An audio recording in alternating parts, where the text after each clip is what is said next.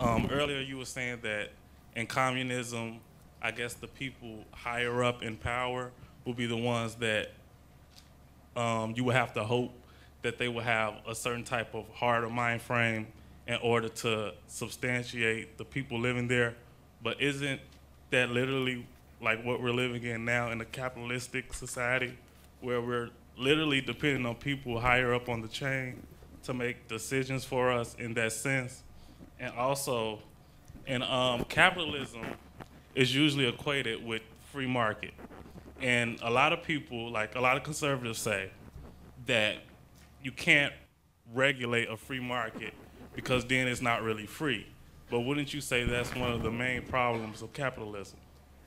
I think that's absolutely one of the main problems with capitalism. But I want to emphasize that the dispute between the kinds of regulations of a free market that all the Democrats in this country support and the kind of the levels of regulation that all the Republicans support in this country, all of that again is within capitalism. And I mean, I think Paul will agree with me about this. I agree with it. Right. So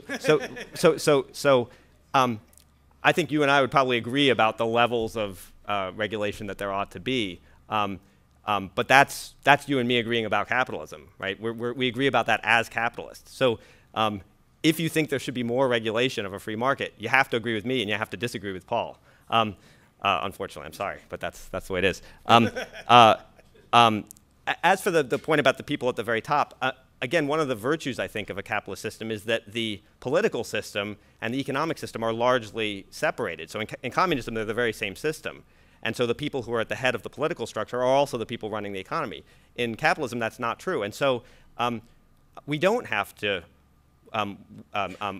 hope for the beneficence of the people, for the president and the vice president and so forth. All we need to do is get into the relations with companies in the economy that we get into simply by deciding which kind of toilet paper we're going to buy. So the thing the engine that drives our quality of life is not primarily political in a capitalist system. In a communist system, it is primarily political. So, so again, I see that as a virtue of capitalism, is that the people at the top of the political system are not, ultimately speaking, they're the ones who partly, they make policy decisions about the structure of the economy, but once we've established a capitalist structure, it's the free market that makes those decisions. And the free market, again, is just you and me and everybody else in this room getting into a negotiation with the companies that make the things that we buy. Thank you. I'll stop talking. Yeah. Thank you. Hello, everybody. I guess the comment that I wanted to make, maybe it'll go into a question, but I kind of agree with both of you on a lot of things that were said tonight. But what I don't understand is, under the capitalist society, okay, I don't understand how is it that with the, I don't know, how could I say it? Let's just say the people in general, okay? Everybody that's struggling for the health care and, am I gonna buy my medication today, or am I gonna buy food today, or, I want my kid to go to this school but can't afford it, so you do the best that you can do to make it happen. Yeah. Now, I don't know how you both would, take on to this, but how do you see, an improvement? I mean, as far as, okay, today we're here, maybe next year, 5 years from now, we could see an improvement, it'll be better, under all circumstances, because when you can't eat, you can't think. And when you can't think, you can't make money. So the only people that's gonna make money are the ones that's making it now. There's no room for growth for other people. Paul, do you want to start? Or? Yeah, of course, this is a question which is a bit more friendly to me, I guess. So, but I want to address it. Ben's response has been, but look at the long-term historical trajectory, right? And if Ben is right, that there will be more and more and more for everybody, and it'll eventually trickle down to the very poorest, which is essentially the idea of creating more and more wealth, and eventually everybody, including those who are in the worst off position, get some of it. And by the way, Ben is probably in favor of their getting more of it than they currently get now. I think it's a scandal that people have to choose between medicine and food, and many people do in this country. So that's a complete scandal. Ben's on the liberal end of the capitalist, of the defense of capitalism. So, but my estimate is that the period after World War II, and World War II itself was a disaster for the workers of the world, that the period after the World War II we're now at the end of the period of growth, and that capitalism can no longer grow and develop and provide a better life for people. So what I would say is look at certain measures. What they do seem to be able to do is do this. There are more people now who have smartphones than have ever had smartphones in the history of the United States. I think that for many people, the level of education for our children is not improving.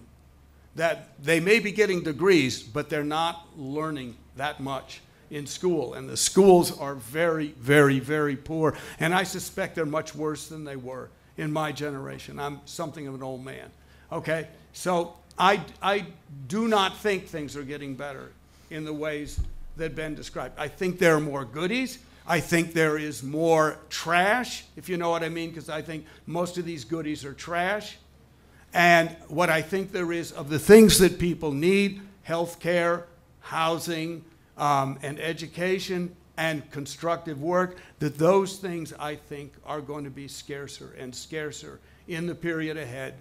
And then eventually, I would anticipate, there will be a war among the major capitalist powers, and it will be brutal. I guess my question kind of extends your last thought, but it's really directed to you. And it's something I've always found a little bit confusing about the use of the term quality of life in economics. How true or fair is it to describe quality of, or define quality of life as how much is produced and what can be purchased, when at least nostalgically, people look to quality of life as a return to something simpler? I think that's a very deep question. So, I mean, probably too deep for me. But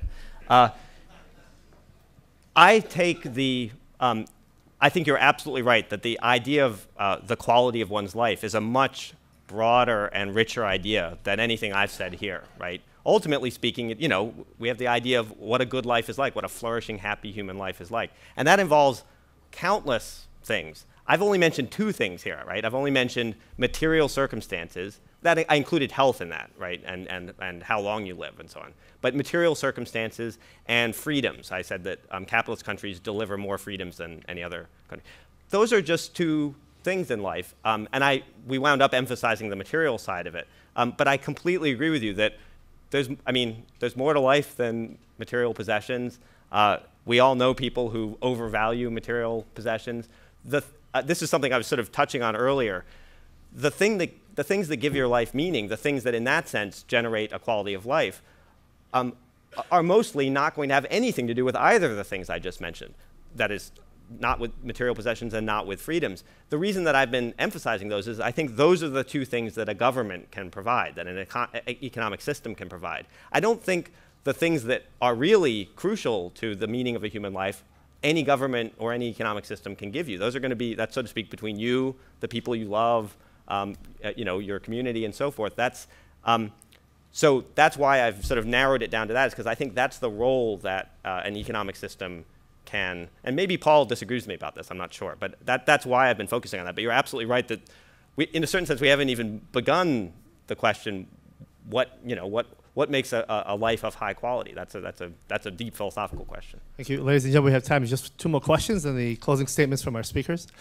Finally, if anybody here has spoken or has asked a question, there is a legal waiver form you need to sign on your way out.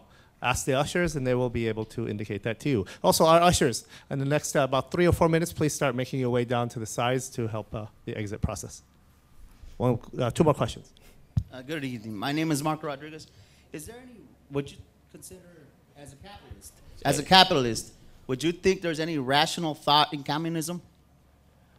Any rational thought is sort of in the communist.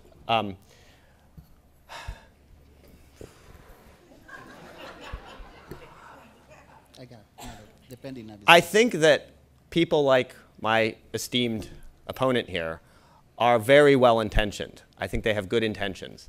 And I think that's characteristic of communists.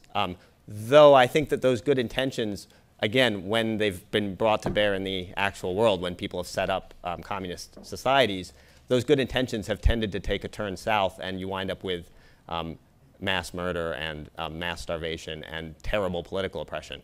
I respectfully disagree with Paul's points about Stalin. He said that we're getting the basic facts of that story wrong. I think we're not getting the basic facts. And I encourage you all to read about what the Soviet Union was like, or any of these other communist countries. So I haven't gotten to an answer to your question exactly. I think that communists are well-intentioned, and I think that, as I was mentioning earlier, I think that pressures from communists have sometimes produced good results in our own society, in our own country. But as for ideas that are actually essential to communism, I guess I can't think of one that I would endorse, though as I say, it's had some positive effects derivatively. Because what I was trying to get to is like the rational thought of incentive from Adam Smith. Uh-huh. All humans think of incentive as a rational thought, Yeah. but not in greed. You had said earlier about greed in capitalists. We think about incentive, not greed. Or is it just greed as capitalists? Oh, sorry. The incentive to do what? A rational thought is an incentive that we all humans have. Mm-hmm. You know, the economic principle of, what is that? That we all think an incentive, that we all humans think rational. That's why I was trying to get about communism. Is there any rationality in it as just as humans beings? I think I'm not quite getting your question, but that's.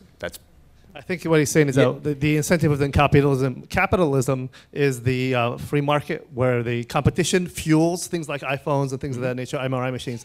What is the incentive in the communist system to fuel the progression in society? What is the rationale behind that? Am I following it? Yeah. Well, so in a certain sense, this is a question for Paul. I should let him answer on behalf of communism. But can I say one quick thing? Paul was mentioning iPhones and sort of what he called trash. I think that there's a little more to what capitalism has delivered than that. In particular, I mean, you were mentioning medicine and food. I agree that the fact that people have to choose between medicine and food is a scandal. But again, just speaking objectively in terms of the numbers, the access to food security has gone way up for everybody, even people in the bottom quintile in the last 100 years. And the same is true for medicine. We didn't used to have medicine. Now we have, everybody in this room has better medicine than the king used to have 100 years ago. So, but let me let him answer your question.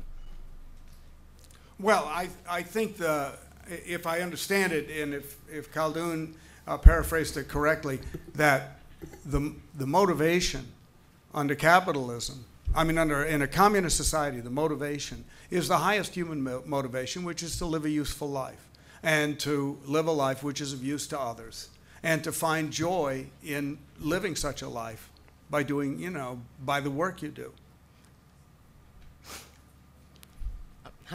Hi, my name is Cecilia Maxey, and I'm a postal worker. And it's people on my job that's working longer, which is providing capitalism for the rich. And the work is lesser for more work. The people are working harder with old equipment, and it's not comfortable. The people are not happy. I don't really understand about communism. I'm comfortable with that because it's for all people. But far as, I do see a war. If things continue like it, I don't see anything getting better. I do see a war coming if it doesn't go along. Help the poor. If they don't help the poor, if don't anything change, it will be, because people are tired of working. They study, it's not working for us. They study raising the age. They actually want me to work till I'm 80, and I've been there since I was like 18. So I do see a war coming, and that's all I had to say.